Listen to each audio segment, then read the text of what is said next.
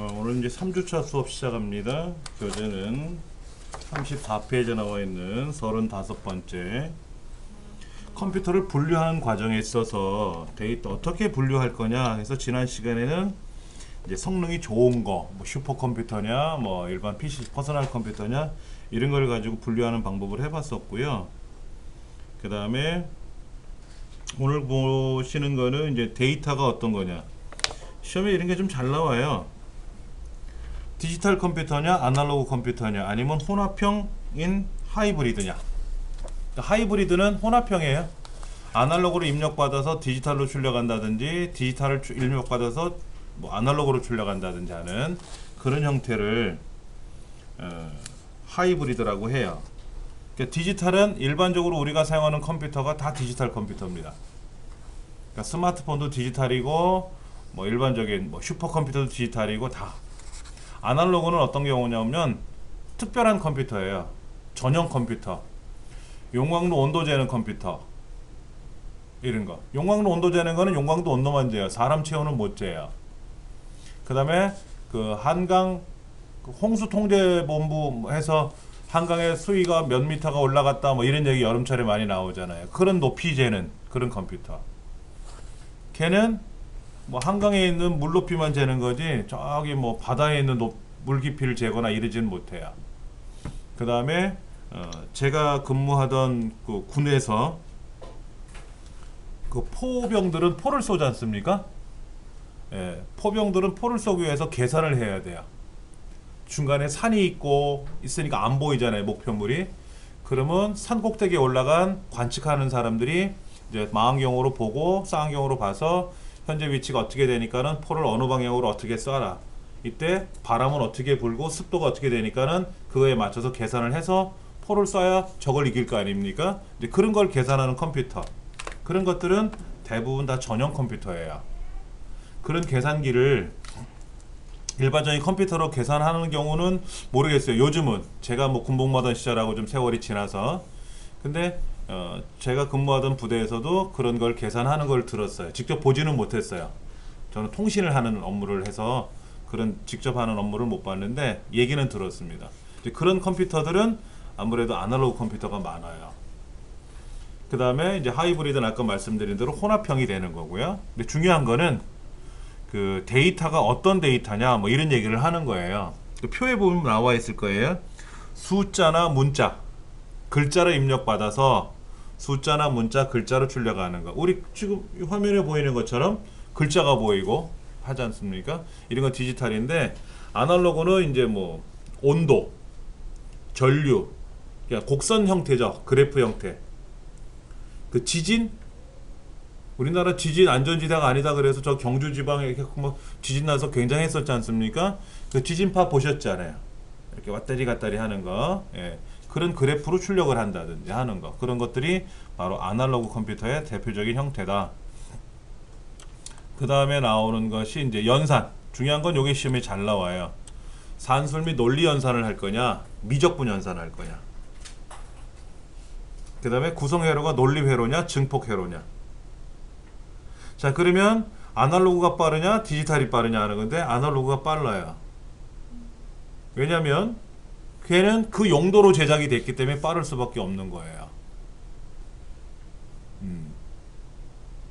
근데 가면 갈수록 다 디지털로 바뀌어가는 추세인 것 같아요. 우리 100m 올림픽 경기에서 100m 경기하는 거 보셨죠? 뭐 예를 들어서 9초 69 해가지고 우사인 볼트 뭐 금메달 따고 하는 그런 걸 보셨잖아요.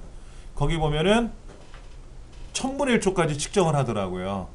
그리고 기록은 100분의 1초까지만 기록을 넣는 것 같은데 그게 과거에는 아날로그였단 말이에요. 근데 지금은 디지털로 들어가죠. 근데 그런 거는 디지털로 바꿀만 할 것 같아요. 디지털은 정밀도를 정밀한 필요한 한도까지 만들 수가 있다 이런 얘기를 하고, 아날로그는 쉽게 말하면 이런 거예요. 우리 체온계 이렇게 겨드랑이에다 애기들 집어넣고 나서 유리처럼 생긴 거로 이렇게 보지 않습니까? 그러면 그 정밀도가 얼마나 정밀할까요? 사람 눈으로 보는 거니까 오차가 생기잖아요. 근데 그 요즘 디지털 체온기라 그래서 귀에다가 이렇게 버튼 누르면 온도 나오는 거 있더라고요. 저도 목감기 때문에 동네 병원을 갔더니 의원에 갔더니 그 간호사가 귀에다 대고 너무 콱 찌르더라고. 깜짝 놀랐는데 보니까 체온 재는 거였더라고요. 되게 쉬워요. 뭐 36.5 이렇게 나오고. 근데 사람 체온이 36.57 뭐 이렇게까지 계산은 안 할 것 같아요. 대략. 그 다음에 기억 기능이 있고 없고 뭐 이런 건데, 중요한 거는 논리회로냐 증폭회로냐 하는 거, 그 다음에 산술 논리연산이냐 아니면 미적분 연산이냐 하는 거, 그런 정도 좀 기억해 주시면 좋을 것 같습니다. 그 다음에 그 옆에 나와 있는 게 뭐냐면은 자료 구성 단위. 컴퓨터에 들어가는 용어들이 많아요. 단위. 예. 사람의 키는 센티미터로 표현하고 몸무게는 킬로그램으로 표현하고 이런 단위가 있는 것처럼 컴퓨터도 단위가 있는데 0이냐 1이냐를 표시하는, 0이냐 1이냐, 그래서 신호가 들어왔다 신호가 안 들어왔다 라고 하는 표시를 하는 게 바이너리 디지트. 그래서 앞글자를 따서 비트. 그 바이라는 말이 이라는 뜻이에요. 이. 바이스클 그러잖아요. 자전거. 페달 발로 하는 거. 그러니까 바이라는 거는 두 개다 이거죠. 모노 그러면 하나고, 이렇게. 그러니까 비트라고 하는 것은 0이냐 1이냐를 표시하는 이진수 한 자리를 나타내는 거고, 그것이 8개가 모이면 바이트, 글자가 돼요. 글자. A, B, 뭐 3 이런 거로. 그런데 8개씩 표현하려면 너무 길어서 4개씩 끊어서 표현한다 이거죠. 4개씩. 그러니까 4개씩 2개로 끊어 놓으면 바이트가 되는 건데, 그 4개를 우리는 니블이라고 부른다. 니블. 그리고 뭐 워드, 필드, 레코드, 블럭, 파일, 데이터베이스 이런 용어들이 나와요. 이런 용어들이 나오는데, 이 용어들 중에서 워드 같은 경우는 3가지가 있죠. 하프워드, 풀워드, 더블워드. 그 다음 워드의 구성원이 아닌 것은 해놓고 하프워드, 더블워드, 뭐 쿼드워드 뭐 이런 식으로 얘기할 수 있겠죠. 쿼드는 4개란 4라는 뜻인데 쿼드워드는 없어요. 풀워드가 4개고 그거의 2배인 더블 8개, 반, 하프, 2바이트 요렇게. 요런 거라든지. 그리고 이 순서. 우리 문제도 보면은 단위가 작은 거에서 큰 것 또는 큰 거에서 작은 순서대로 나열한 것을 고르시오 이런 문제가 나올 수 있어요. 근데 이제 단편적인 문제라서 잘 내지는 않습니다. 그 순서를 무의미하게 그냥 외우는 거기 때문에 이런 건 시험에 잘 내지는 않는데 그래도 알고는 계셔야 돼요. 그 다음 코드. 코드라고 하는 건 뭐냐면은 사람이 표현하는 글자들 있잖아요. 숫자들을 컴퓨터 내부에다 어떻게 표시할 거냐 하는 거죠. 나는 안녕하세요 라고 글을 썼는데 과연 컴퓨터 안에는 안녕하세요 라고 들어가지는 않겠다라는 거예요. 우리가 인터넷상에 가서 네이버에 들어가 보면 우리 글자로, 사람이 볼 수 있는 글자로 표현이 돼 있지 않습니까? 그런데 이제 그것이 이렇게 우리말 글자로 보이는데, 이 프로그램을 작성할 때 홈페이지를 제작하는 저도 이 과정을 강의하지만 우리말로 입력을 해요. 명령은 영어로 쓰고 메시지는 우리말로 써요. 그렇게 되면은 누구라도 볼 수 있게끔 가능한데, 이것이 컴퓨터에 저장이 돼서 보관이 될 때 과연 어떻게 보관이 되느냐 하는 거죠. 안녕하세요라는 말로 보관이 될 건지 0101 이렇게 기호로 변환이 돼서 저장이 될지 하는 거죠.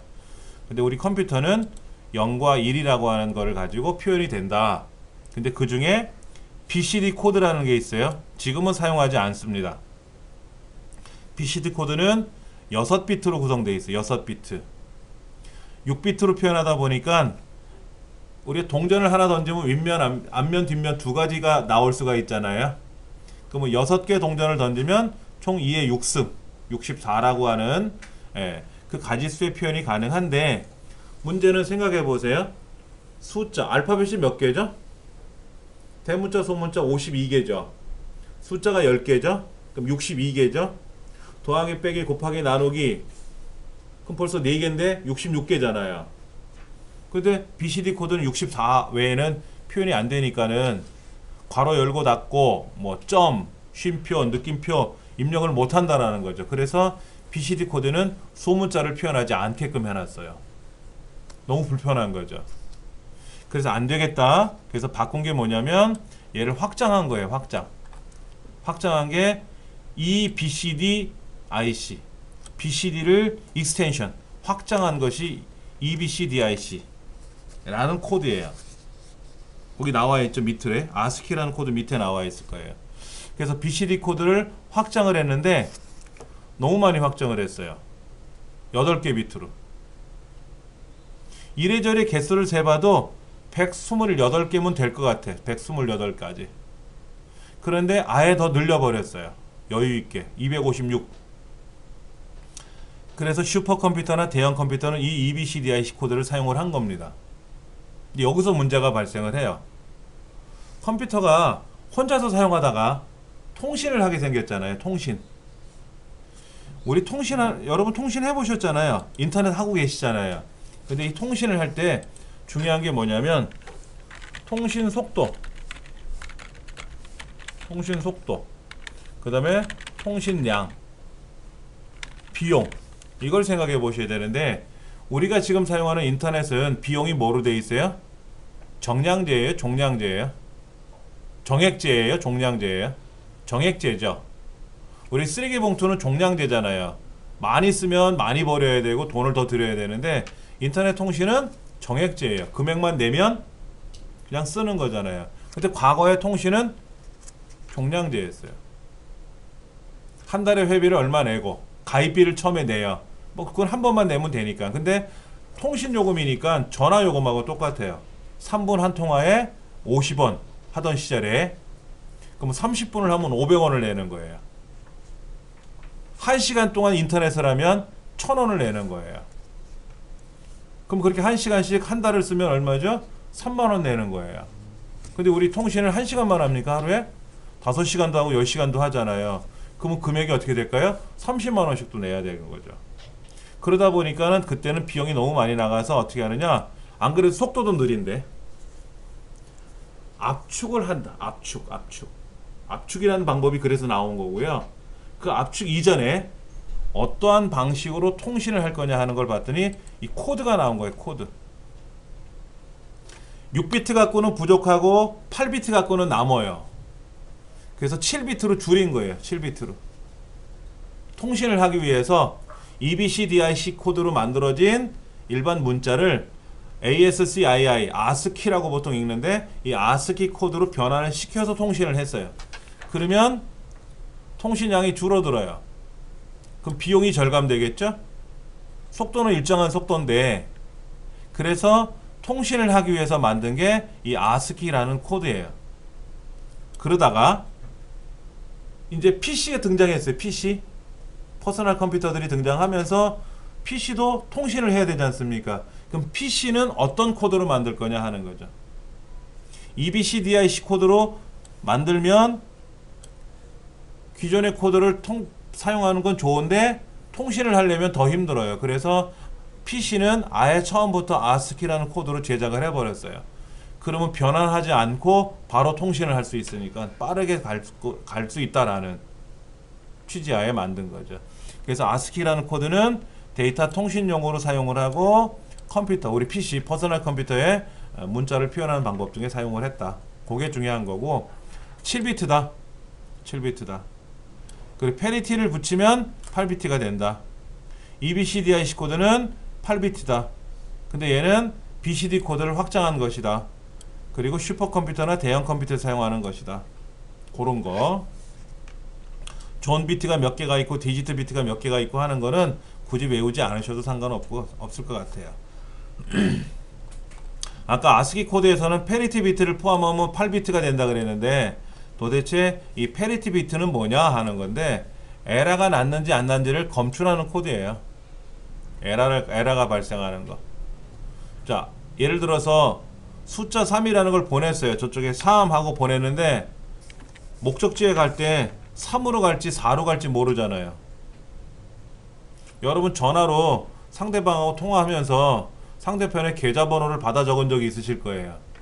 상대편 다른 사람의 전화번호를 받아 적으신 적이 있을 거예요. 근데 어쩔 때 잘못 받아 적으면 문제가 생기잖아요. 그래서 우리 어떻게 합니까? 상대편이 불러준 거를 다시 불러주죠. 내가 야 네가 불러준 전화번호 확인해봐 하고 1, 2, 3에 4, 5, 6, 7 맞아? 하고 상대편이 맞게 잘 받아 적었네 라고 얘기를 한단 말이에요. 그것도 하나의 에러 검출 코드 방법 중에 하나가 있어요. 그게 에코 체크라 그래요.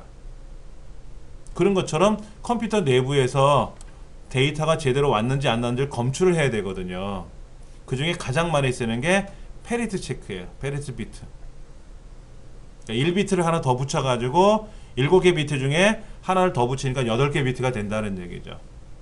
근데 페리트 체크 비트는요, 에러 검출만 해요. 에러가 났는지 안 났는지만 검사하는 정도예요. 그럼 어디서 에러가 났는지 원래 값은 얼마 있는지를 몰라요.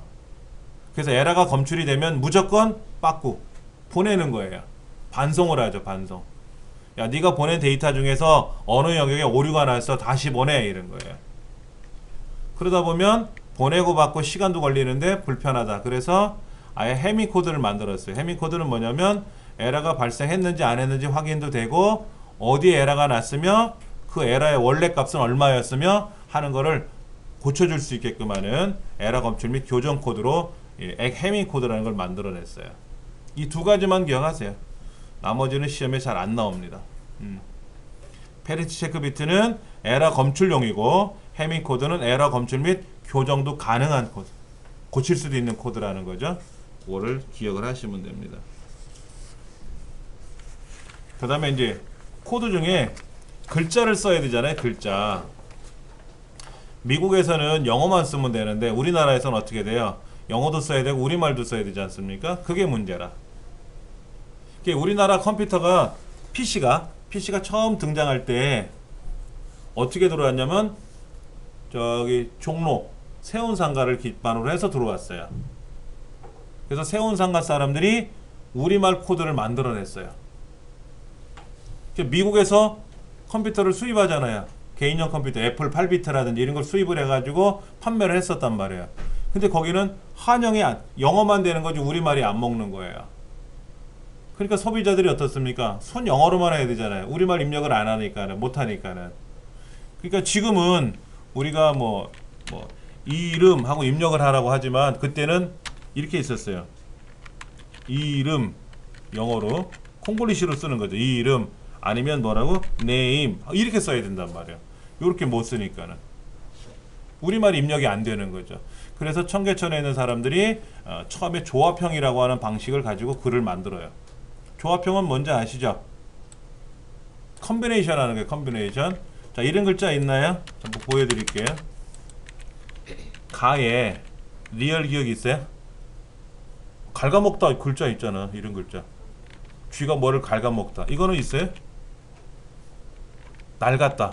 그럼 이거 요즘 유행하는 단어인데 이런 거 있잖아요. 그러면 이건 있어요? 이건 있죠. 물이 맑다.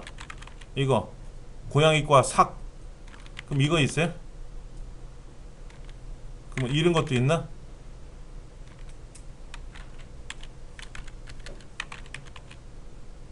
칼국수 할 때 칼은 아닌데. 그러니까 어떤 거는 있는데 어떤 건 없잖아요. 근데 조합을 한번 만들 수는 있잖아. 조합 한번 만들 수 있잖아요. 그래서 조합형을 만든 거예요. 근데 이제 KS 인증이 안 난 거야. 그러다가 국가가 KS 이제 인증을 만든 언어 코드를 만들었는데 갑자기 완성형으로 만들었어요. 그러니까는 뭐냐면 이 글자를 쓰려고 리얼을 쓰고 기억을 딱 쓰는 순간 기억이 일로 넘어가. 왜? 사전에 이런 글자가 없거든. 우리말에는 이런 글자가 없거든. 그러니까 없는 걸 뭐하러 쓰냐? 쓰지 마라. 그래서 완성형을 만들어냈더니 이제 세운 상가 쪽이나 일반 우리 소비자들이 뭔 그따위로 일을 하느냐. 글자가 있든 없든 간에 표현을 해야 될 거 아니냐. 그래야 이런 글자는 없습니다 라고 컴퓨터에서 입력을 해야 학생들한테 가르칠 거 아니냐. 이 글자를 입력을 못하면 요자를 비워놓고 선생님이 프린터 인쇄된 종이 사이에다가 필기도 굴려서 써야 될 거 아니냐. 그러니까 잘못된 거다. 다시 조합형을 인정해 다오 해서 다시 KS 조합형을 만들어낸 거예요. 근데 문제는 뭐냐면 잘 보세요. 글자를 쓰잖아요. 우리말 글자를 쓰거나 영어를 쓰지 않습니까? 근데 숫자를 쓰면은 두 글자예요. 우리말은 한 글자고. 숫자나 알파벳은 영어는 두 글자씩 들어가고 우리말은 한 글자가 먹어요. 그래서 영어 쓰나 숫자를 쓰면 1바이트. 근데 우리말은 두 배가 들어간다 그래서 2바이트라고 표현한 거예요. 마찬가지로 조합형 완성형 딱 똑같아요. 그런데 2000년에 언어학자들이 모여서 회의를 해요. 전 세계 모든 언어를 어느 나라 컴퓨터에서도 다 입력이 가능하고 표현이 가능하게끔 만들자. 즉 우리나라 컴퓨터에서도 러시아 말이 보이게 하고 일본어 글자가 보여야 되고 저기 뭐 사우디아라비아 글자가 보이게끔 해야 되지 않느냐. 옛날에 안 보였단 말이에요. 우리나라에서 일본어 홈페이지에 들어가면 일본어가 깨져서 나왔었어요. 근데 그런 거를 없애기 시작한 거예요. 2000년에. 그기 때문에 만든 게 유니코드예요. 유니코드. 전 세계 언어가 하나로 이제 공통으로 들어가게끔 만든 걸 했는데 이거는 무조건 2바이트예요. 우리말로 써도 2바이트고 숫자나 영어로 써도 2바이트. 그게 좀 차이가 난다라는 거. 전 세계 모든 글자를 2바이트로 표현할 수 있다 하는 거.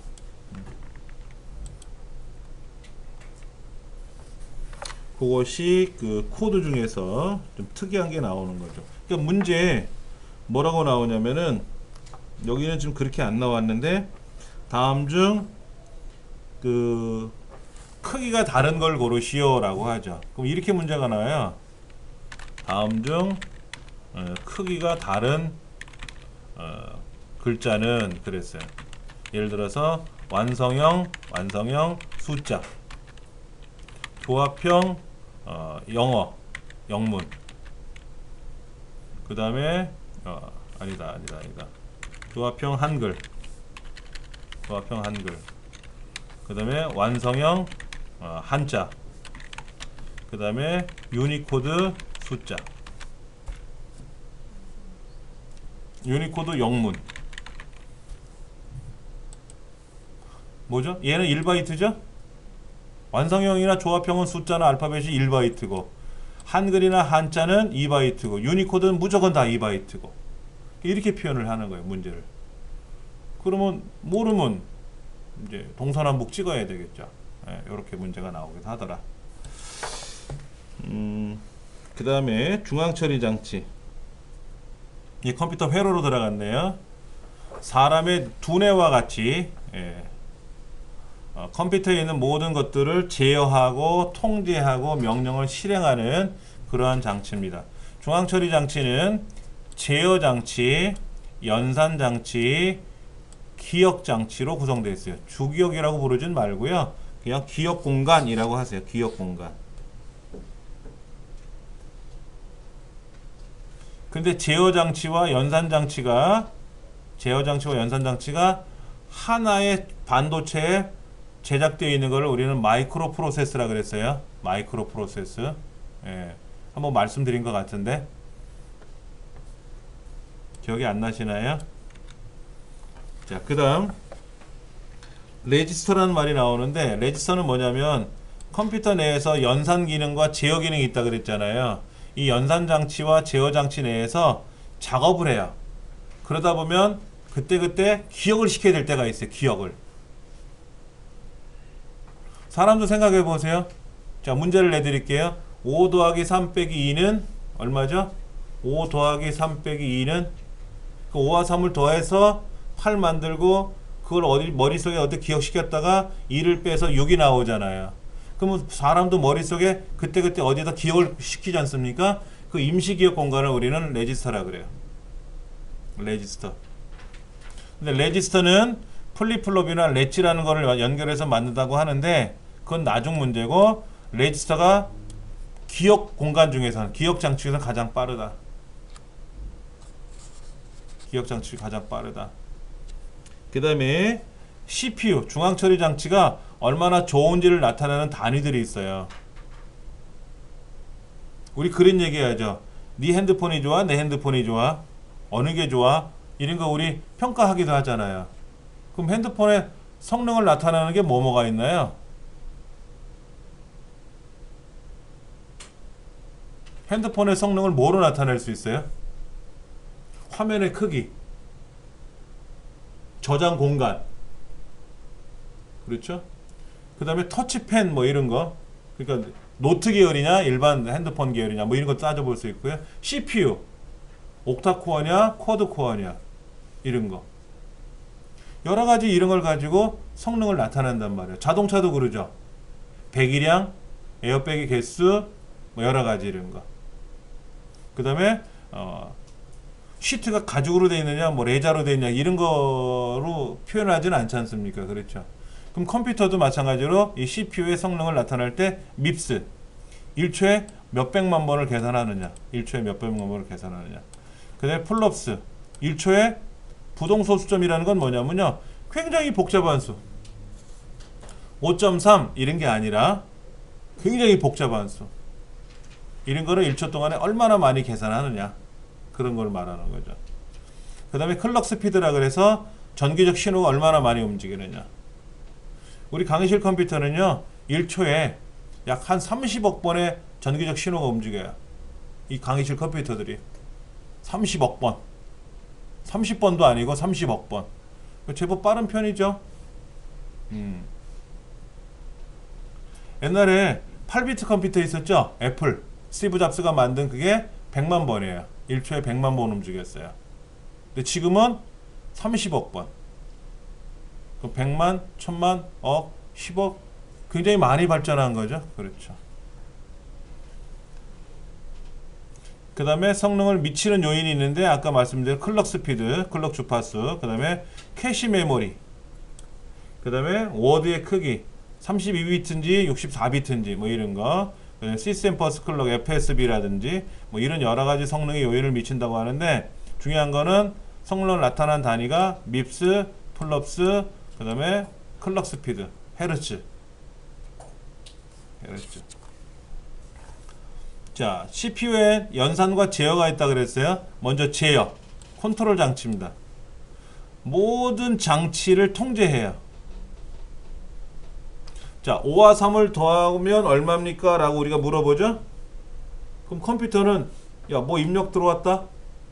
입력 장치야 뭐 들어왔니? 물어봐요. 그럼 입력 장치가 5 더하기 3이 얼마냐고 물어보는데요. 그렇지.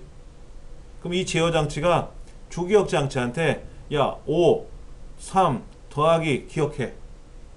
뭐가 들어온지 기억해. 그래요. 그래놓고 제어 연산 장치한테 야, 5와 3을 더해봐라. 그러죠. 다 더했으면 답이 얼마니 물어요. 그럼 답은 8입니다. 라고 얘기하겠죠? 그러면 제어 장치가 주기억 장치한테 야, 8 나왔댄다. 기억해둬라. 그리고 이제 출력 장치한테 야, 화면에다 보여줘. 8이라고. 그럼 화면에 8 보이는 겁니다. 그게 제어 장치가 하는 역할이에요. 제어 장치가 제일 많은 일을 하는 거죠. 자, 이 제어 장치에 사용하는 회로들이 있어요. 제어 장치라고 하는 말이 제어 장치지 사실은 제어 장치도 안에 여러 가지 부속들이 들어있단 말이에요. 그 중에 첫 번째가 프로그램 카운터 레지스터. 이것도 레지스터의 일종입니다. 프로그램 카운터, 줄여서 PC라고도 하는데, 이 프로그램 카운터가 하는 일은 뭐냐? 다음에 실행할 명령어의 번지를 기억하는 거예요. 제가 아까 이런 말을 했어요. 5 더하기 3 빼기 2가 얼마냐 라고 얘기했잖아요. 그렇죠? 그러면 5, 3, 2 더하기 빼기 라는 각각의 데이터를 다 뜯어요. 뜯어가지고 기억장치 어딘가에 다 저장을 해요. 5 따로, 3 따로, 2 따로. 이 출연자들이니까. 우리가 그 방송국에서 녹화 방송을 하게 되면, 생방송이나 녹화 방송하게 되면 출연자들이 대기하고 있잖아요. 각각의 자기 락카에 가서 대기하고 있지 않습니까? 그러면 대기실에서 FD들이 가가지고 이제 5분 후에 출연하실 겁니다. 준비해 주세요. 라고 하면 이 사람이 이제 무대 의상 갈아입고 나간단 말이에요. 그렇게 대기실에 대기하는 거예요. 각각의 데이터들이.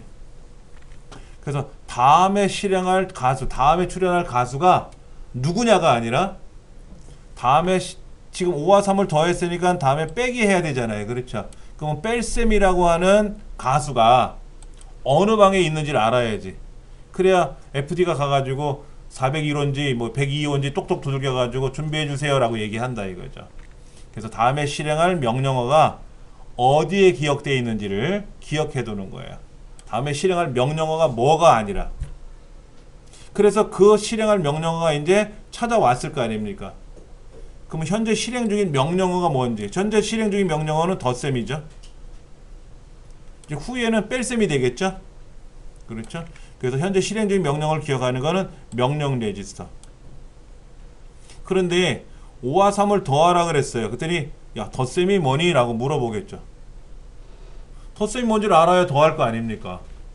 그때 명령 해독기가 덧셈은 자고로 이렇게 하는 거야 라고 설명을 해주겠죠. 그럼 이제 덧셈 끝나고 나서 뺄셈을 해야 될 거 아닙니까? 그럼 뺄셈을 또 물어보겠죠. 야 뺄셈이 뭐니? 그럼 명령 해독기가 뺄셈은 이런 거야 라고 또 설명을 해줘야 그대로 뺄셈을 해줄 거 아닙니까? 요 세 가지만 기억하세요. 세 가지만. 프로그램 카운터, 명령 레지스터, 명령 해독기 세 가지만 기억을 하세요. 자, 요거 머신 사이클이라고 하는 건데 꼭 기억하셔야 됩니다. 요거는 우리 책에 나와 있죠? 머신 사이클은 뭐냐면 이런 겁니다. 5 더하기 3 빼기 2가 얼마냐? 라고 물어보면 제일 먼저 뭐부터 한다? 야 더하기 가져와봐. 더하기. 호출을 하죠? 야 근데 더하기가 뭐니? 해독해야죠? 해독을 해야 될 거 아닙니까? 해독이 끝나고 나면 뭐 해야 돼요? 실제로 실행해야죠? 덧셈을 해야 될 거 아닙니까? 그래서 5 더하기 3 했더니 결과가 8 나왔잖아요. 그 8을 저장하겠죠. 이해되시겠어요? 이걸 머신 사이클이라 그래요. 기계 사이클. 예를 들어서 어떤 명령을 실행해라 라고 하면 컴퓨터는 제일 먼저 그 명령이 뭔지를 불러와야 돼. 호출. 그리고 그 명령이 무슨 명령인지를 해독해야 되고요. 해독해야 되고 해독이 끝났으면 실행해야 되고 실행을 했으면 결과가 나올 거 아닙니까? 결과를 저장을 해야 다음에 또 다른 명령을 호출해서 작업을 하겠다라는 거죠. 예, 이것이 기계적인 순서다 하는 거 기억을 하시기 바랍니다. 그 다음 이제 연산장치. 그렇게 제어장치가 더하래, 빼래 라고 명령을 걸면 실제로 덧셈, 뺄셈을 해줘야 될 거 아닙니까? 그 직접 계산하는 역할을 해주는 게 연산장치예요. 이거 본래 명칭은 산술 및 논리 연산장치라 그래요. 산술 및 논리 연산장치. 그냥 연산장치라고 했는데 우리가 연산하면 가감성제하는 것만 기억을 할 수가 있는데 컴퓨터에서 연산은 논리 연산, 관계 연산, 산술 연산 다 해요. 참인지 거짓인지 누가 큰지 또는 같은지 다른지 더하고 빼고 이런 걸 다 연산한다 그래요. 그래서 제어장치의 명령에 따라서 실제로 연산을 수행하는 장치가 연산장치인데 산술 연산, 논리 연산, 관계 연산, 이동 뭐 여러 가지가 있더라. 그리고 그 중에 가장 많이 쓰이는 게 덧셈 해주는 가산기. 애더.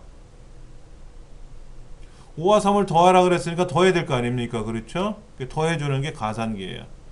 그런데 컴퓨터는 뺄셈을 못해요. 아까 결과 8에서 2를 빼줘야 되는데 뺄셈을 못하니까 어떻게 하느냐? 그 뺄셈에 들어가는 2를 그러니까 요 결과가 8이 됐잖아요.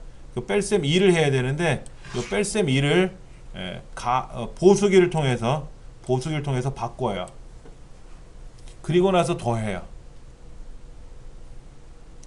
뺄셈을 위해서 만들어진 장치가 보수기예요. 보수기. 우리 수학에서 여집합 배우셨죠? A의 여집합. 그래서 A라고 쓰고 위에다 C라고 쓰잖아요. C. 조그맣게 C라고 쓰죠? 그 C가 컴플리멘트 요거예요. A가 아닌 것, A의 여집합은 A가 아닌 게 A 여집합이잖아요. 그러니까 보수기라고 하는 것은 내가 3이다 그러면 3이 아닌 것. 그러니까 7이냐, 9냐, 6이냐 이렇게 가는 건데 그걸 가지고 더해줘요. 이거 다 설명하려면 시험에 안 나오기 때문에 설명하면 여러분이 이해는 좀 빠를지 몰라도 시간이 너무 많이 경과돼서 그냥 보수기라는 게 있다더라 하는 거. 그리고 아까 5 더하기 3 빼기 2 할 때 5와 3을 더한 결과 8이라 그랬지 않습니까? 그 8을 그때 기억을 해줘야 다음에 2를 뺄 거 아닙니까? 그게 누산기. 어큐뮬레이터 레지스터예요, 이것도요. 어큐뮬레이터 레지스터, 누산기라고 하는 거죠. 그 다음에 데이터 레지스터. 아까 5 더하기 3 그러면 5와 3이 있어야 더할 거 아닙니까? 연산에 사용할 데이터가 어디 있는지 기억을 해줘야 되겠죠. 요 네 가지. 네 가지만 일단 기억을 하세요. 그 다음에 상태 레지스터는 쉬워요. 만약에 5 더하기 3이 아니라 3 빼기 5 그러면 어떻게 될까요? 3 빼기 5 하면 3에서 5를 직접 못 빼잖아요. 그러니까 10을 빌려오죠. 그럼 뭐가 생기죠? 언더플로가 생겨요. 언더플로. 언더플로가 자리 내림이 생기죠. 자리 올림이 아니라 5 더하기 6 그러면 11이 되면서 자리가 하나 올라가니까 그거는 자리 올림이라고 하고 3 빼기 5 하면 자리 내림이 필요하고 부호가 마이너스가 되겠죠. 이제 그런 것들을, 그런 상태를 표시해주는 레지스터가 있어요. 현재 상태가 어떤 상태인지. 사람으로 말하면 배가 고픈지 머리가 아픈지 졸음이 오는지 그런 걸 기억해주는 레지스터라고 보시면 되죠. 그래서 중요한 거는 가산기, 보수기, 누산기 이 세 가지. 이 세 가지가 제일 중요하고 참고적으로 두 개 더 외우신다면 데이터 레지스터, 상태 레지스터인데 얘네들은 말이 쉬워요. 세 가지. 아까 제어 장치는 뭐라 그랬죠? 제어 장치 세 가지. 프로그램 카운터, 명령 레지스터, 명령 해독기. 명령이라는 말이 들어가네요. 그렇죠? 연산 장치 세 가지는 뭐 가산기, 보수기, 누산기. 다음 중 성격이 다른 걸 고르시오. 가산기, 누산기, 보수기, 명령 레지스터. 명령 레지스터는 제어 장치 쪽이고 나머지는 연산 장치 쪽이고 그런 걸 시험에 물어보더라 하는 거죠. 그 다음에 기억 장치 중에 주기억 장치. 주기억 장치는 실제 처리되는 실행하고 있는 프로그램 그리고 내가 보여드리는 내가 입력한 데이터들을 갖고 있는 거죠. 자 보세요. 지금 네이버도 실행해놨어요. 내 컴퓨터도 실행해놨어요. 그 다음에 교환도 보여드려요. 메모장도 실행해놓고 글도 쓰고 있어요. 즉 현재 실행되고 있는 윈도우, 현재 실행되고 있는 수행되는 아크로벳 리더, 아도비 리더, 또 현재 실행되고 있는 메모장 이런 것들이 주기억 장치에서 작동되고 있는 거고요. 제가 입력한 데이터 그리고 지금 보여드린 이 교환해 보이는 글자 이런 것들이 주기억 장치에서 보여주는 거예요. 그래서 정전이 되면 주기억 장치가 깨끗하게 지워지죠. 근데 메모장은 다시 불러오면 되지만 입력한 데이터는 어떻게 돼요? 입력한 데이터는 전원이 꺼지면 지워지지 않습니까? 그래서 필요 없으면 상관이 없는데 필요하면 어떻게 돼요? 안 되지 않습니까? 그래서 뭐 합니까? 얘를 저장하죠. 저장을 해야 다음에 꺼냈을 거 아닙니까? 그럼 여쭤볼게요. 저장 명령은 입력이에요? 출력이에요? 시험에는 안 나와요. 근데 알고는 계셔야 돼. 우리가 저장을 하잖아요. 저장. 그럼 이건 입력한 거예요? 아니면 출력한 거예요?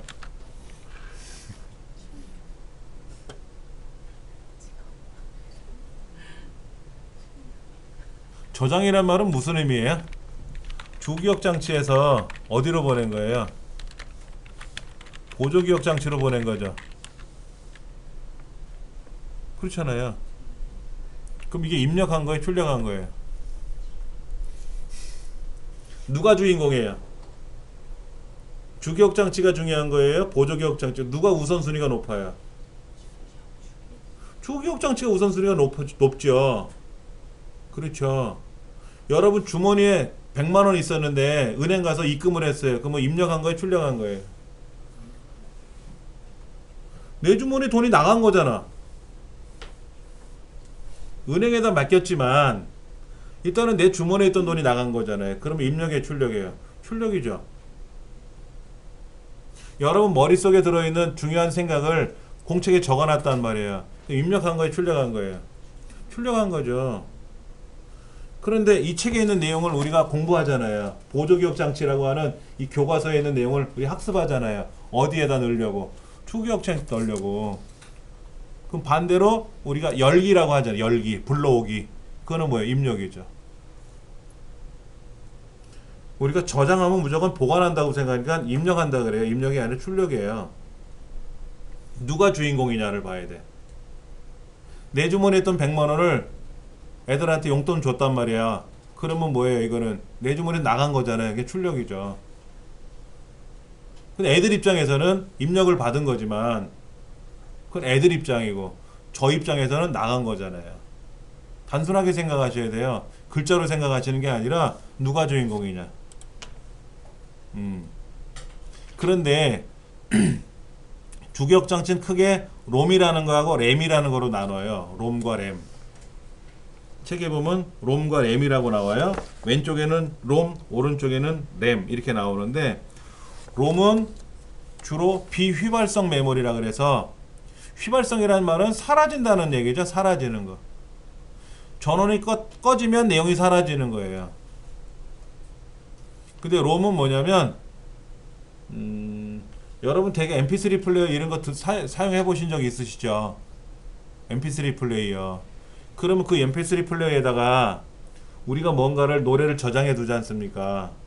근데 배터리가 다 방전되면 내용이 지워지나요? 안 지워지죠? 그러면 롬이에요. 단순하게 생각하면. 근데 제가 예전에 사용하던 그 CT폰이 있어. CT폰. 공중전화기 옆에서 전화 거는 거. 그러니까 보내기만 하는 거. 받는 건 삐삐로 받고 하던 시절이 있었어요. 그런데 그때 전화번호를 제가 메모해 두거든요. 친구들 거를. 근데 문제는 배터리가 방전되면 충전 기능이 없어가지고 배터리가 방전되면 배터리를 갈아 껴야 돼요. 근데 배터리를 갈아 끼는 순간 배터리가 분리가 되면 전화번호 입력한 게 다 지워지는 거예요. 황당한 거죠, 한마디로. 그런데 초창기에는 그랬었어요. 그러다가 이제 배터리를 뺐는데도 불구하고 전화번호가 보존되는, 그리고 충전 기능이 생긴 그런 것들이 나오기 시작한 거예요. 우리 핸드폰도 그렇잖아요. 배터리 다 됐어요. 분리했어요. 새로 교체했어요. 켜보면 전화번호 지워집니까? 안 지워지죠? 그러면 롬이라고 보시면 돼요. 롬. 근데 주기억 장치, 우리가 흔히 말하는 주기억 장치 롬 말고 램은 컴퓨터 안에 꽂혀 있는데 제가 이 상태에서 전원을 차단시켰다가 다시 전원을 공급하면 어떻게 돼요? 이 내용 다 사라지죠. 그렇죠. 그건 휘발성 메모리라 그래요. 휘발성 메모리. 자, 롬은 마스크롬 공장에서 생산한 거예요.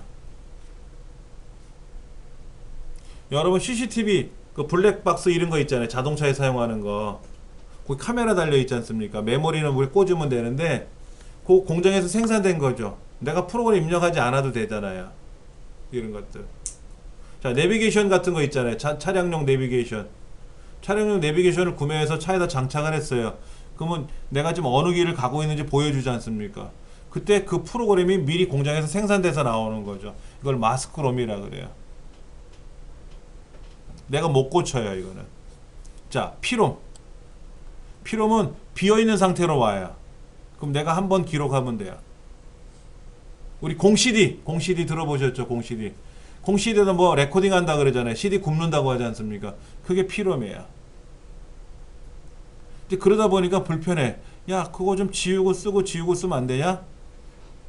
그때 이피롬이라는 게 나와. 이피롬은 자외선을 이용해서 쓰고 지우고 할 수 있어요. 근데 많은 양이 아니라 조그만 양, 적은 양. 그 다음에 이피롬이라는 게 나와요. 이피롬 뭐냐면 전기적인 방법으로 쓰고 지우고 할 수가 있어요. 그러나 얘네들은 큰 중요한 거는 못 고치고 부분적인 것만 고칠 수가 있다라는 그런 단점이 있죠. 자, 램. 휘발성입니다. 그래서 전원을 껐다 키면은 내용이 다 지워져요. 현재 사용 중인 프로그램. 엑셀을 실행하면 엑셀이 작동되고 있고 엑셀에 입력한 데이터를 저장하는 거죠. 정전이 되면은 저장한 데이터는 지워지고 프로그램은 다시 실행하면 되지만 저장해 놓은 데이터가 손실될까봐 우리가 저장 명령을 건단 말이에요. 그렇죠? 네, 그게 램이에요.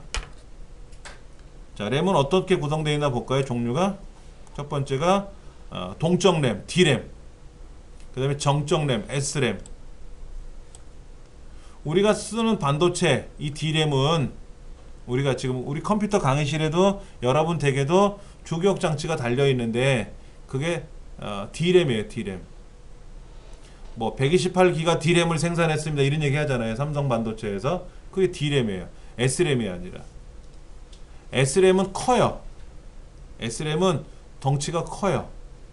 전기도 많이 먹어요. 전기도 많이 먹어요. 굉장히 비싸요. 그런데 엄청 빠릅니다. 그게 장점이에요. D램은 작게 만들 수도 있고요. 전기도 적게 먹고요. 가격도 저렴한데 느려. 그럼 차이가 얼마나 나냐면요. 이 둘과의 차이는 어느 정도 나냐면 SRAM은 컴퓨터 안에 저장을 하면, 자 보세요. 제가 메모장에다가 글을 썼잖아요. 그럼 전원이 공급되는 범위 내에서는 100만 년이고 1000만 년이고 있어야 될 거 아닙니까? 근데 실제로 우리가 쓰는 이 D램은 중간에 전하가 방전된다 그래요. 전기가 지금 공급이 되고 있는 중인데도 중간에 사라져요. 기억된 게 사라져요. 그래서 사라지지 않게끔 어떻게 해야 돼요? 계속 스스로 기억을 시켜줘야 돼요. 즉 호수에 떠있는 백조를 보세요. 백조가 그냥 자유롭게 가만히 얌전히 앉아있는 것처럼 보이지만 발은 계속 움직인다 그러잖아요. 물속에서 발은 움직인다고 하잖아요. 그런 형태예요. 그게 약 1000분의 1초래요. 1000분의 1초가 지나가기 전에 지워진대요. 그래서 계속해서 기억을 시켜야 된대요.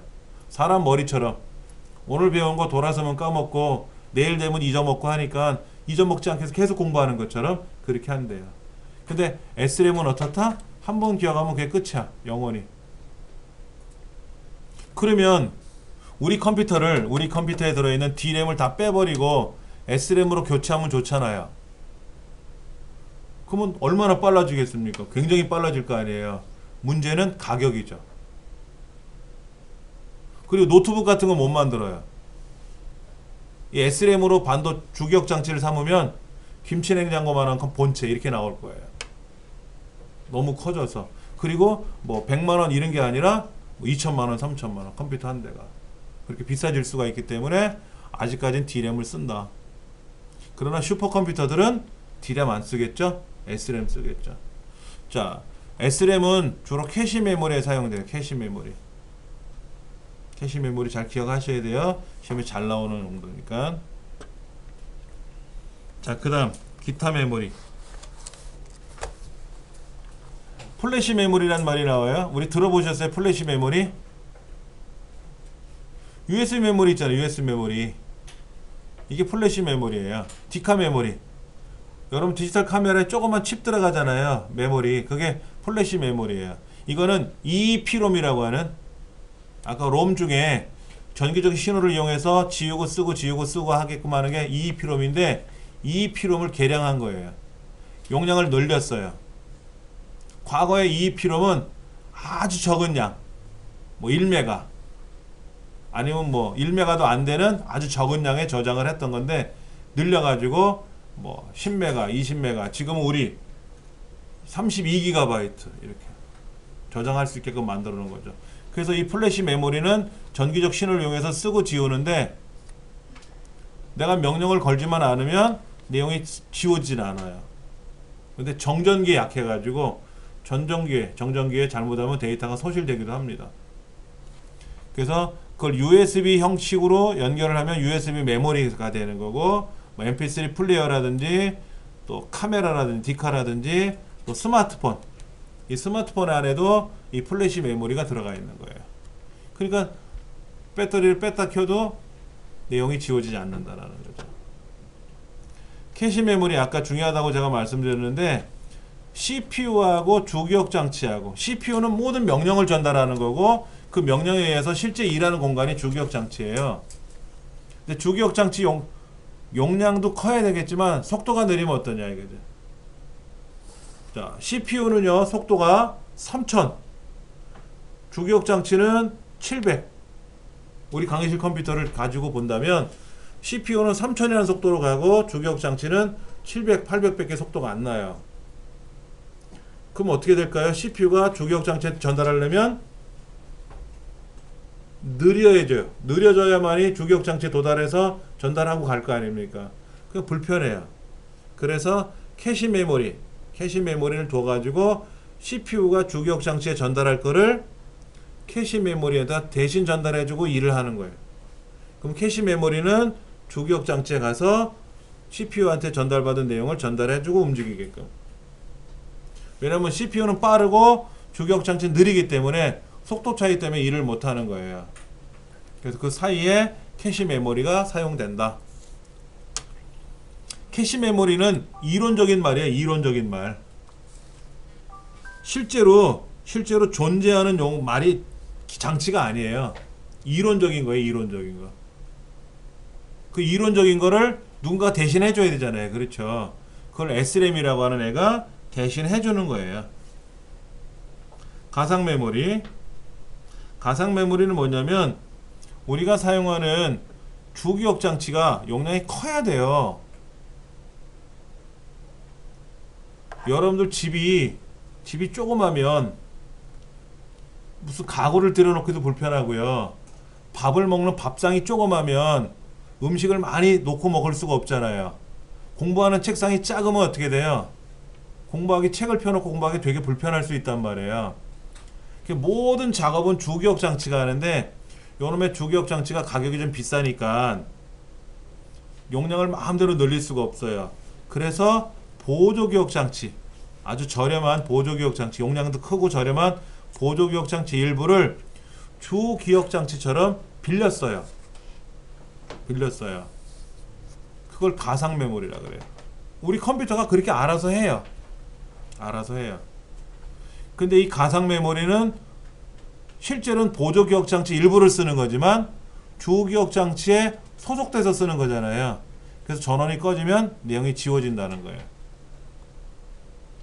일반적인 보조기억 장치 이거 내 컴퓨터 안에 들어있는 이러한 있지 않습니까? 얘네들은 전원이 껐다 켜져도 내용이 지워지지 않죠. 근데 여기에 있는 일부를 빌려서 가상 메모리를 만들어 쓰는 거니까 가상 메모리도 전원을 끄면 지워지지 않는다? 그건 아니고 주기억 장치 소속으로 갔기 때문에 전원을 끄면 지워진다. 이런 얘기고. 자, 버퍼 메모리는 뭐냐면 하나는 빠르고 하나는 느린 애가 있잖아요. 아까 CPU하고 주기억 장치 사이에 캐시 메모리가 있던 것처럼 이런 것도 버퍼 메모리라 그래요. 그러면 주기억 장치하고 보조기억 장치도 차이가 나죠. 주기억 장치가 빠르고 보조기억 장치가 느리잖아요. 그러면 제가 이거를 여기 가서 저장 명령을 걸면 빨리 저장이 돼야 될 거 아닙니까? 근데 우리가 알고 있듯이 보조기억 장치는 주기억 장치에 비해서 어마어마하게 느려요. 그래서 중간에 버퍼 메모리가 필요해요. 그래서 여러분이 하드디스크를 구매를 하신다든지 외장 하드 같은 걸 구매하실 때 거기에 버퍼 메모리가 표시가 돼 있어요. 그 버퍼 메모리의 용량을 보고 사셔야 돼요. 근데 버퍼 메모리 용량이 큰 거는 비싸요. 그 다음에 연관 메모리, 연상 메모리라고 하는데 우리가 보통 데이터를 저장을 하게 되면은 주소라는 내용으로 저장을 해요. 주소. 아까 5 더하기 3이 얼마냐 그러면 5와 3 더하기라는 거를 각각 분리해서 저장한다 그랬잖아요. 근데 그 저장을 했을 때 주소로 기억이 되는데 주소 대신에 내용으로 기억하는 거. 우리 사람도 그렇게 기억할 수 있어요. 아, 저 사람은 주민등록번호 뭐뭐뭐 이렇게 기억도 하지만 저 사람은 뚱뚱이 이렇게 별명을 생각한다든지 내용을 가지고 저 사람 홀쭉이 이렇게 기억을 하기도 하지 않습니까? 그렇게 그걸 우리는 내용으로 기억한다 그래서 연관 메모리, 연상된다 그래서 연상 메모리라고 보통 부른다라는 거죠. 이거에 대한 시험 문제는 다음 중 이 용어는 뭘까요? 이렇게 물어봐요. 그럼 버퍼 메모리, 연상 메모리, 가상 메모리, 캐시 메모리 이렇게 보기 중에 하나 고르는 거죠. 어렵지는 않게끔 나올 겁니다. 자, 그 다음 보조기억 장치로 갈게요. 아까 우리 주기억 장치를 살펴봤는데 주기억 장치는 뭐가 있다고요? 자, 정리를 다시 한번 해볼게요. 주기억 장치에는 롬이라는 게 있고요, 램이라는 게 있고요. 이 롬 안에는 뭐가 있다고요? 마스크롬이라는 게 있었죠. 그랬죠? 마스크롬. 뭐가 있었죠? 피롬이라고 있었죠? 피롬. 그 다음에 이피롬이라고 있었죠? 이피롬이라고 있었죠? 그 다음에 램에는 뭐가 있나요? 램에는 D램이라는 게 있었고, 또 뭐가 있다? S램이라는 게 있었죠? D램은 동적 램이라 그래서 일반적인 주기억 장치를 사용하고, S램은 캐시 메모리 용도로 사용한다 그랬어요. 그리고 이 EEP롬, EEP롬. 요 EEP롬이 발전된 게 뭐라고요? 아까 플래시 메모리라 그랬고요. 플래시 메모리라 그랬고. 근데 플래시 메모리는 보조기억 장치를 사용해요. 주기억 장치는 아니고. 자, 이제는 보조기억 장치로 갑니다. 첫 번째, 가장 많이 사용하는 거. 보조기억 장치는 주기억 장치에 비해 속도는 느리지만 용량이 크고 저렴하기 때문에 많은 양을 보관하기 위해서 사용하는 그런 장치다. 가장 많이 사용하는 게 하드디스크. 근데 이 하드디스크는 용량은 많이 늘어나는데요, 속도가 제자리예요. 그래서 이제 하드디스크는 저장 용도로 사용하고요, 게임을 하거나 윈도우를 실행하거나 프로그램을 실행할 때 사용하는 거는 바로 SSD라는 장치를 사서 여기다 윈도우를 설치해요. 그러면 하드디스크에 비해서 뭐 3, 4배 이상 빨라요. 어떤 거는 뭐 20배씩 빨라요. 그래서 우리들이 요즘 많이 쓰는 노트북 중에서 울트라북이라고 하는 거 있죠. 얇은 거요. 울트라북 같은 경우는 하드디스크로 작동되는 게 아니라 SSD로 작동을 해요. 하드디스크는요, 제법 부피가 있어요. 쇳덩어리가 들어가 있기 때문에, 철판이 들어가 있어서 좀 무겁기도 해요. 근데 SSD는 무게가 60g, 70g 밖에 안 돼요. 되게 가벼워요. 크기도 명암 정도 크기예요. 명암 정도 크기. 굉장히 얇아요. 6mm? 이거를 사서 집에 예, 여기다가 이 안에다가 하드디스크를 띄지 말고, 저도 어떻게 했냐면 SSD를 사가지고 기존에 윈도우가 하드디스크로 돌았잖아요. 그 하드디스크에 있는 내용을 SSD로 복제했었어요. 복제해가지고 컴퓨터를 작동을 시키니까 제 컴퓨터는 전원을 켜고 샤워하고 나오면 그때 화면이 쫙 열려요. 그러니까 켜놓고 나서 쳐다보고 있으면 부글부글 끓어요. 근데 SSD에다가 작동을 시키니까는요, 전원을 켜고 윈도우가 켜지고 바탕화면이 열리는 게 내 눈에 쫙 전개가 돼요. 엄청 빨라요. 제 컴퓨터 10년 된 거예요. 중고 제품으로 다시 조립을 한 건데, 한 10년여 쓰다가 3년 전에 다시 재조립을 했는데 중고 제품으로 조립을 했어요. 근데 그 중고 제품이 알고 봤더니 한 10년 된 모델, 지금으로 비해서 한 10년 된 거예요. 그러니까 느린 컴퓨터죠. 근데 SSD를 달아놓으니까 그렇게 빠른 거예요. 그럼 우리 강의실 컴퓨터는 굉장히 좋은 겁니다. 여기다 SSD를 달면 어떻게 될까요? 요즘 최신 컴퓨터에다 SSD를 달면 부팅되는데 2초예요. 요즘 그 울트라북은요, 전원을 딱 키면 2초 만에 탁 부팅이 돼요. 그렇게 빠른 거예요. SSD가 그만큼 좋은 겁니다. 근데 아직은 비싸요. 이게 플래시 메모리로 만들었어요. 디카 메모리에 들어가는 그 USB 메모리에 들어가는 플래시 메모리를 SSD에다가 이렇게 여러 개를 붙여가지고 용량을 늘린 거죠. 가격은 아직까지 비싸고요. 그래도 많이 내려갔습니다. 많이 내려가서 제가 500기가짜리 샀는데 20만원 줬어요. 보통 1테라짜리 하드는 6만원이면 사요. 20만원짜리 같으면 한 4테라 이상? 4테라가 뭐야? 굉장히 용량 큰 거를 살 수 있어요. 하드로 산다면. 근데 SSD는 아직까지는 좀 비싼 건 있습니다. 요즘 시험에 잘 나와요. SSD가. CD-ROM 이런 거 시험에 안 나옵니다. 이제 물 건너갔어요. 자, DVD도 있어요. DVD. 블루레이 디스크도 있어요.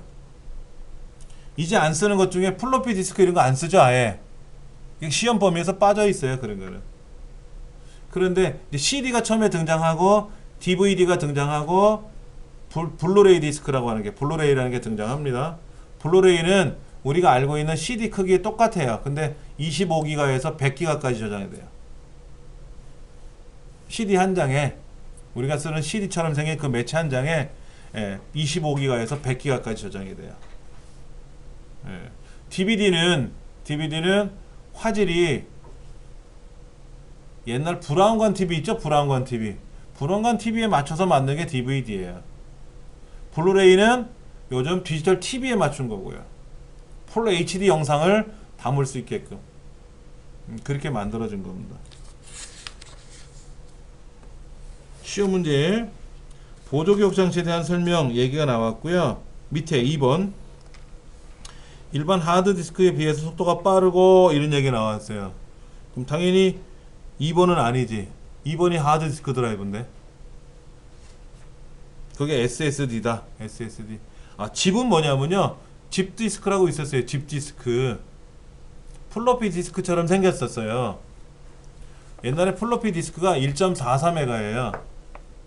mp3 노래 한 30초 저장할 수 있나 그런 정도밖에 안 돼요. 근데 집 디스크는 100메가. 그러니까 똑같은 디스켓처럼 생겼는데 굉장히 많이 저장할 수 있는 공간이 있긴 있었는데 비쌌어요. 너무 비쌌어. 쉽게 말하면 플로피 디스크 500원 할 때 얘네들은 몇만원 했단 말이에요. 너무 비싼 거예요. CD도 처음에 나올 때는 몇만원 몇천원 했었어요. 지금은 CD 한 장에 100원 200원에 팔지만은 초기에는 비쌌어요. 근데 CD도 이제는 잘 안 팔려요. 저희 집에 CD가 지금 박스로 있는데 걱정입니다. 많이 사용했는데도 불구하고 아직까지 많이 남아있어서 여행 가서 찍은 사진을 CD에 담으려도 많이 못 담고 불편하죠. DVD는 몰라도 DVD는 용량이 좀 크니까는. 자, 그 다음에 옆에 있는 기억장치 관련 단위를 좀 볼게요. 아까 이런 말이 있었죠. 비트. 비트가 뭐해서 바이트. 그 바이트는 8개인데 4개씩 모인 게 니블. 이런 얘기 나왔었잖아요. 근데 그런 바이트가 8개가 모이면 비트가 8개 모이면 바이트가 되고 이제 1024라고 하는 건 2의 10승이에요. 보통 우리가 10의 3승이라고 표현하는데 컴퓨터는 2의 10승 1024배씩 갑니다. 킬로바이트, 메가바이트, 기가바이트, 테라바이트, 페타바이트, 에타바이트. 근데 우리 시험에는 테라바이트까지는 나올 거예요. 그러니까 킬로, 메가, 기가, 테라. 그 다음에 처리 속도는 마이크로 세컨드 1000분의 1초죠. 밀리세컨드 1000분의 1초. 그 다음에 마이크로 세컨드, 나노 세컨드, 피코 세컨드, 그 다음에 펜토 세컨드, 아토 세컨드. 자, 밀리, 마이크로, 나노, 피코, 펜토, 아토. 근데 보통 피코까지 나와요. 밀리, 마이크로, 나노, 피코. 현재 우리나라 전 세계적으로 정밀 산업하면 나노공학이 나노 산업이라 그러죠. 나노가 10억분의 1입니다. 그래서 은나노 그러죠. 은나노. 그럼 은을 10억분의 1mm로 잘게 쪼개 가지고 스테인리스 위에다 입히는 거예요. 은을 도포하는 거죠. 도금이 아니고. 그럼 은은 저희 집 가스레인지가 은나노 코팅한 거예요. 은나노. 그래서 뭐 세균 번식이 억제가 되고 하는데 기름때는 많이 붙더라고. 잘 안 닦여. 불편해. 예. 어떻게 하면 좋을지 걱정입니다. 예. 자주 닦으면 좋은데 귀찮아가지고 안 닦았더니 그래서 상판을 교체할까 뭐 이런 얘기를 하더라고요. 엄마가. 그래서 생각해 보자 그랬어요. 날 잡아서 한번 수세미로 닦아야 되겠죠. 수세미로 닦아도 흠집이 안 나요. 그건 좋아요. 황토나노 이런 거 들어보세요. 황토나노. 황토를 이렇게 속옷이나 이런 데다가 입혀가지고 한 건데 2번 빠니까 허해지던데 샀더니 그러면 그건 짝퉁이지 황토나노가 아닌 거죠. 예. 하여튼 나노라는 말이 나오고 나노 다음에 피코. 그러니까 마이크로소프트사라는 말이 그만큼 정밀하게 만들어졌다. 프로그램을 잘 만든다. 이런 뜻으로 마이크로소프트가 나온 거예요. 우리나라에서는 피코소프트라는 회사가 있었습니다. 망해서 없어졌지만 피코소프트라는 회사도 있었고, 그러니까 요런 뭐 나노 이런 거, 나노공학, 뭐 나노 로봇 이런 얘기를 많이 하죠. 그래서 빠르고 느리고 크고 작은 거 이런 것도 시험에 내게 하는데, 가장 빠른 거는 레지스타라 그랬고요. 그 다음에 캐시, 디램, 롬, 보조 격장 중에서는 SSD가 가장 빠르고요. 그 다음에 하드디스크. 나머지는 뭐 봤어야 알지. 자기 테이프 보셨어요? 자기 테이프? 영상이 필름처럼 생긴 거 못 보셨잖아요. 그렇죠. 이런 거는 뭐 전설 속의 장치라서 보실 필요는 없고 기억하지 않으셔도 돼요. 그 다음에 나오는 게 이제 화면 장치. 아주 오랫동안 사용했던 브라운관, CRT라 그러죠. CRT, 브라운관 모니터. 예. 지금은 생산도 안 합니다. 그 다음에 LCD, LED 들어보셨죠? 예, 플라즈마 디스플레이 패널이라고 하는 PDP도 지금 우리나라에 생산 안 해요. 이제 이유가 하나예요. 전기요금이 너무 많이 들어가요. 그래서 LCD로 만들다가 지금은 대부분 다 LED죠. LED는 꼬마 전구예요. 발광 다이오드라고 하는 아주 조그만 꼬마 전구를 붙여가지고 작동시키는 겁니다.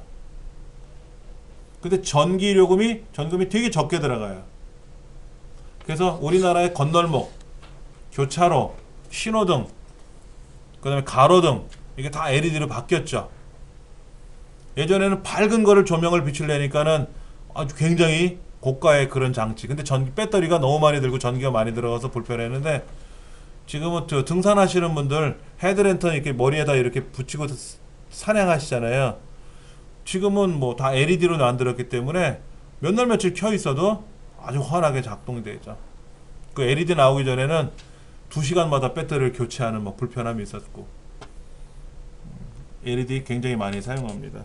그 용어를 보면은 뭐 픽셀 화소라고 하죠. 화소. 해상도는 뭐예요? 가로와 세로의 픽셀 수를, 화소 수를 곱한 거예요. 그래서 뭐 1000만 화소, 뭐 2000만 화소 보통 이렇게 얘기를 하는데, 그러면 모는 종의 칸칸이 1000만 개가 있다, 2000만 개가 있다는 게 해상도가 되는 거고요. 자, 모니터의 크기는 대각선의 길이를 과거는 인치로 표현했었어요. 27인치 이렇게 얘기했는데, 우리나라 표기법이 미터법으로 바뀌면서 센티미터로 표현합니다. 59cm 가로 열고 27형. 59cm 하면 잘 못 알아들어요. 저희 집 텔레비전 42인치인데 센치로 표현하면 뭐 100 얼마가 되는데 잘 감이 안 오더라고요. 그래서 모니터는 아직까지 센치로 표기해요. 국가 법률이 바뀌었으니까 대신에 가로 열고 29형, 뭐 23형, 24형, 24인치, 29인치 이렇게 알 수 있는 것처럼. 그 다음에 재생률, 점간격 이런 말들이 있다 하는 것.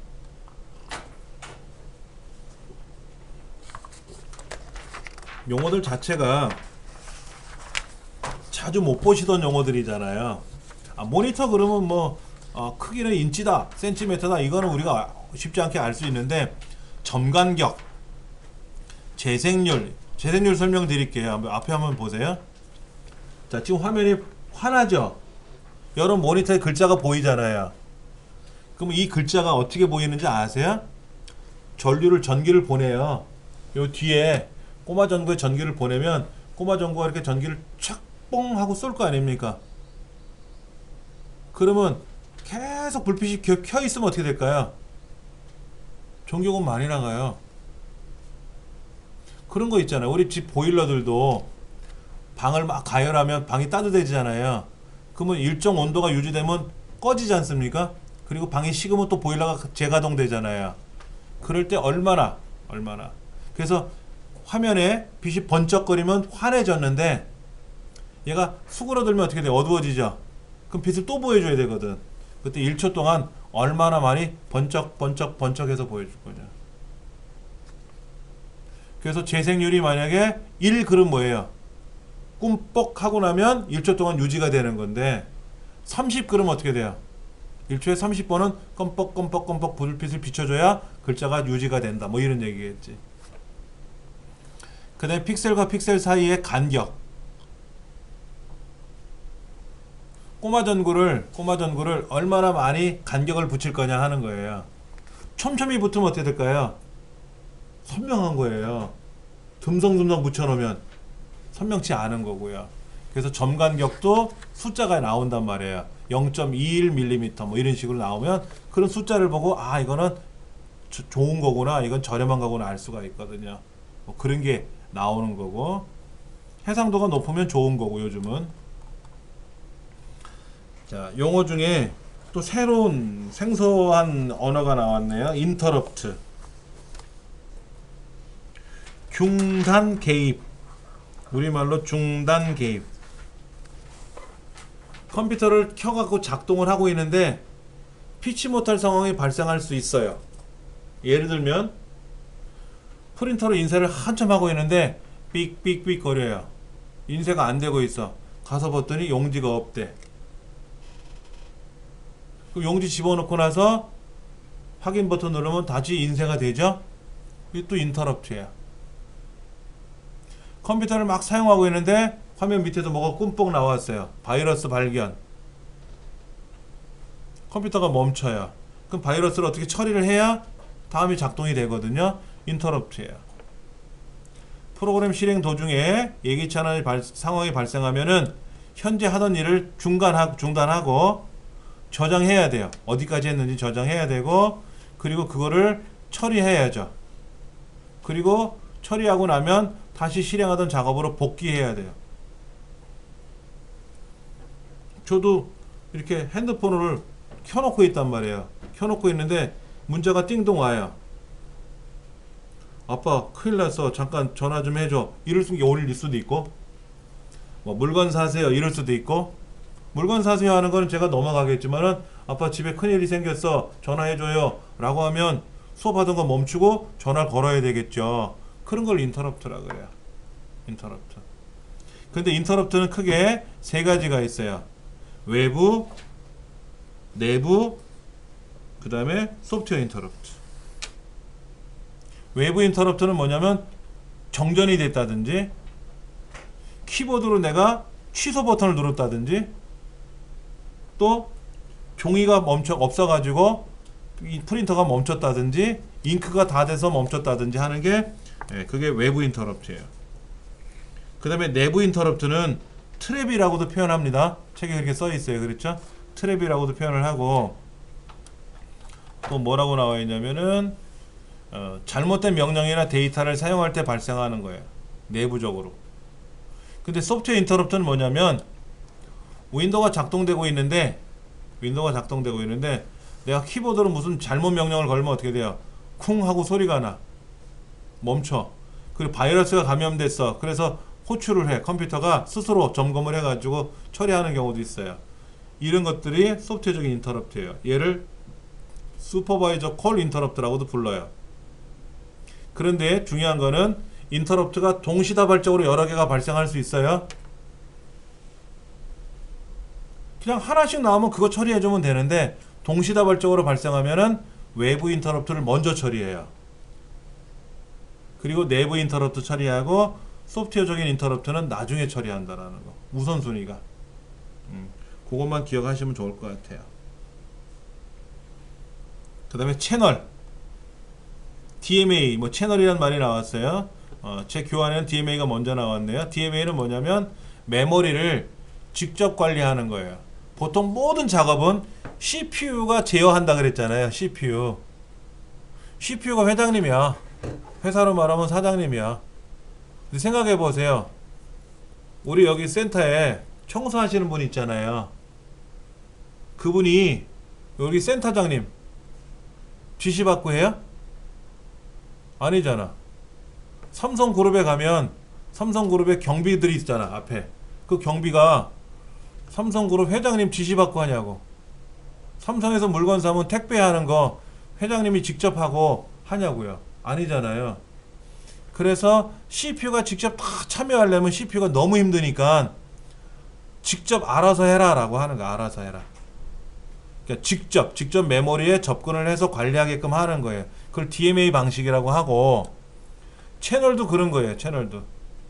자, CPU에 모든 권한을 줬는데 CPU가 할 일이니까 너무 할 일이 많아서, 예를 들면 키보드로 내가 마우스로 블럭을 잡아서 오른쪽 버튼 눌러서 복사하잖아요.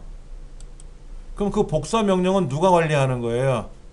CPU가 한다? 너무 많아. 그럼 CPU가 할 일이. 그래서 그런 것들을 관리하는 게 채널이에요. 보조기억 장치에 있는 거를 내가 쳐다보게 한다든지, 걔를 복사해서 붙이면 저쪽에 가서 붙을 거 아닙니까? 그런 거는 채널이 하는 거예요. 채널. 웬만한 거는 CPU가 관여를 안 해요. 예. 그래서 채널은 CPU와 인터럽터로 통신을 한다. 그러니까 중간중간에 내가 복사를 했어요. 저쪽에서 붙여넣기 하잖아요. 자, 보세요. 제가 이거를 이렇게 블럭 잡아서 복사하고 붙여넣기 누르면 딱 붙지 않습니까? 그럼 컴퓨터 입장에서 뭐라고 하느냐? 야, 뭐야? 뭐가 하나 새 들어왔어. 이럴 거란 말이야. 이것도 인터럽트예요. 그냥 얌전히 있던 애가 갑자기 하던 일이 바뀌어 버렸잖아요. 뭐가 하나 생겼잖아요. 이런 것도 다 인터럽트예요, 사실은. 근데 그런 인터럽트가 문제가 생겨서 발생하는 인터럽트도 있지만 일상생활적으로 다 인터럽트를 하는 거예요. 사람도 그렇잖아요. 밥을 먹다가 물을 먹고 반찬을 먹고 트름도 한번 하고 하지 않습니까? 그런 게 다 인터럽트예요, 사실은. 일상적인 인터럽트라고 보시면 돼요. 근데 갑자기 막 배가 막 찌르는 듯이 아프고 그러면 병원에 가봐야 되겠죠? 그것도 인터럽트죠. 근데 그런 인터럽트는 좀 위험한 인터럽트니까 좀 처리하는데 시간이 걸릴 수 있겠지만 일반적인 건 다 인터럽트예요. 그 다음에 나오는 것이 이제 뭐 버스, 포트 이런 말이 나오죠. 먼저 포트를 한번 볼게요. 포트, 직렬 포트, 병렬 포트, USB 포트 많이 들어보셨어요? USB 포트는 127개까지 연결이 가능하고요. 그 다음에 버스라는 말이 나와요. 버스. 포트 중에 i1394라는 포트도 있어요. HDMI라는 포트도 있어요. HDMI 들어보셨어요? 디스플레이 포트, 블루투스 이런 말 들어보셨어요? 예. HDMI는 뭐냐면 여러분 가정에 셋톱박스 있으시잖아. 케이블 TV. 그 셋톱박스랑 TV를 연결할 때 쓰는 케이블이에요. 케이블이니까 어디다 꽂아야 될 거 아닙니까? 그 꽂는 것도 포트가 있어야 꽂을 거 아니에요. 우리 이어폰 꽂을 거 아닙니까? 핸드폰에다가 이어폰 잭 꽂잖아요. 그 얘도 포트예요. 근데 요즘 텔레비전 보면 그런 얘기 나오잖아요. 이어폰 단자를 없앨 거다 이런 얘기 하잖아요. 애플인가 어딘가에서 아이폰을 만들 때 이어폰 단자를 없앤대요. 이게 포트예요. 이것도 포트. 그럼 USB 여기다 꽂지 않습니까? 이것도 포트고요. USB가 요즘은 뭐로 바뀐대요? USB 3.0에서 USB C 타입으로 바뀐대. C 타입. C 타입은 뭐냐면 일반적인 케이블은 앞면 뒷면이 있잖아요. 근데 C타입은 아무 때나 그냥 위아래로 상관없이 꽂으면 접속이 되는 게 C타입이에요. 뭐 그런 것도 포트가 되는 거고요. 뭐 디스플레이 포트도 있고. 블루투스는 여러분 많이 들어보신 거잖아요. 무선 통신할 때 쓰는 거. 스웨덴의 전설적인 왕의 이름이에요. 해적왕. 그 동네 조금씩 해적들이 있었나봐. 동네방네마다.